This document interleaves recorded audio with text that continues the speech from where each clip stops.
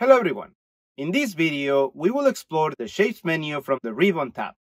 Shapes can be used as text boxes or to illustrate your presentation. They can also be used to remark specific areas of the slide. So, let's create some shapes.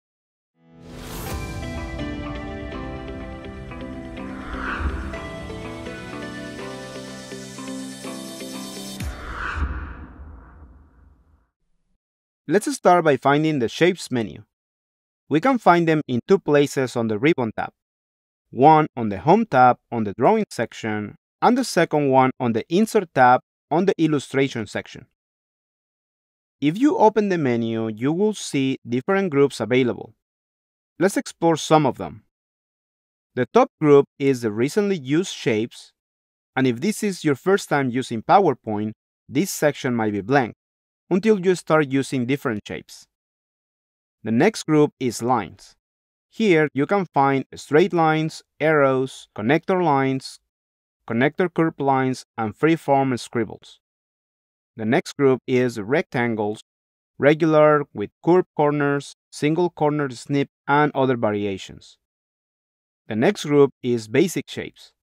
Here we can find text box, oval, triangles, diamonds, cubes, and other shapes. Then we have block arrows, equation shapes, flowcharts, stars and banners, callouts, and action buttons. Let's add some shapes to these slides to see what we can do with them, like a square, a circle, and a cube from the Shapes menu. Select the rectangle and just place it on the slide. And there we go. Open the Shape menu again and select the oval and just place it below the square. And let's make the cube now. Open the Shape menu and select the cube and place it on the slide to the right of the square. Let's make some simple edits to these shapes, like changing the fill color, the outline color, and a couple others. Select the square and go to the Shape Format tab. Open the Shape Fill menu. From there, we can select any colors from the theme colors or standard colors. Let's say red. Well, this looks kind of plain. Let's open the Shapes Fill again and look for gradient. There are two main options, light variation and dark variations. Let's use the from center on the dark section. That looks better. Let's take it one level up. Open the gradient section again, then select more gradients, and here you will find more options to modify the gradient. We have preset gradients with different colors, then the type with options on how the gradient will look like. If you choose linear, the angle option gets active to change the angle of the gradient division. Direction will allow us to define where the gradient starts and ends. Next is the gradient stops. This option will allow us to make additional changes to the gradient. For example, if I select the middle stopper and change the color, that gives us a different view. We can also change the position of the stopper.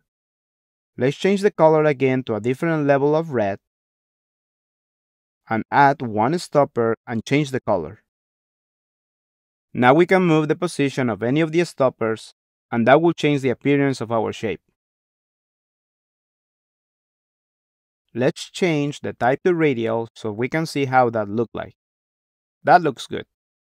We have two other shapes. I would like them to look the same, but I don't really want to repeat all the steps that we just did. So we can copy the format of this square to the circle and the cube. Select the square and go to the Ribbon tab Home, search for the Format Painter, and select the circle. Click on the Format Painter again and select the cube. And there we have. If you have more shapes, you don't need to click every time the Format Painter to copy the format. Let me show you. Select the shape you want to copy the format from, then double-click the Format Painter, and now you can select as many shapes you want, and all of them will get the same format. We can connect these shapes using the connector lines. Let's say connect the square with the circle, go to the Insert tab, go to Shapes, and from the line section select the connector line. Now, hover the pointer over the square and you will see 4 points available to create the connection. Select one of them and hold the click on the mouse. If you don't hold it, the connector will just start at the point that you selected and will create an open connector line. So, hold the click and hover over the shape we want to connect, and select one of these points. Let's now connect the square to the cube. Open the shapes again, and select the connector with arrow this time. Follow the same steps. Hover over the square and select one of the points and hold the click. Then hover over the cube and select one of the points. Once the shapes are connected, you can move the shapes around and the connector will follow. If at some point the lines cross each other, we can rearrange the lines in two ways. We can select the end of the connector on the green dot and move it to a different point to remake the connection. Or we can use this yellow mark in the middle of the connector to change the alignment. The lines format can be adjusted using the Shape Format tab. Shapes Outline. We can change the color or change the weight, the type of line, and add or remove arrows. For example, we can make it thicker, convert it to dots, and add the arrow to the other side of the connector. And similar to the shape, we can use the Format Painter to replicate the format that we just did.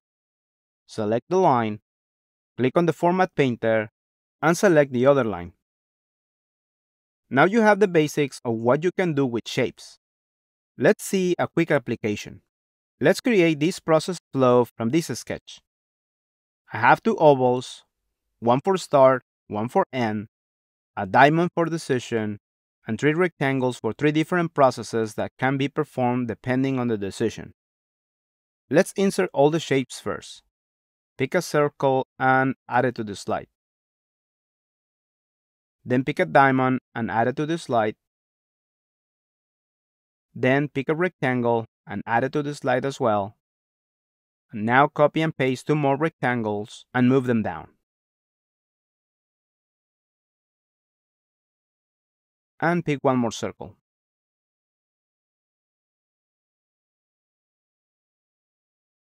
Now let's connect them with the connector line with arrow. First the oval with the diamond, then the diamond with the first rectangle, then with the second rectangle, and one more with the third one. Now each rectangle to the last oval. And there we have. This is your first illustrated process flow. From here, you can practice changing the format of all the shapes, change the colors, use gradients, and all the other formats that we use. And don't forget to save your work. I hope you find this video helpful to get you familiarized with PowerPoint. Thank you for watching, and if you like my content, don't forget to subscribe to my channel to get access to my series of tutorials to learn more about this application. I'll see you in the next video.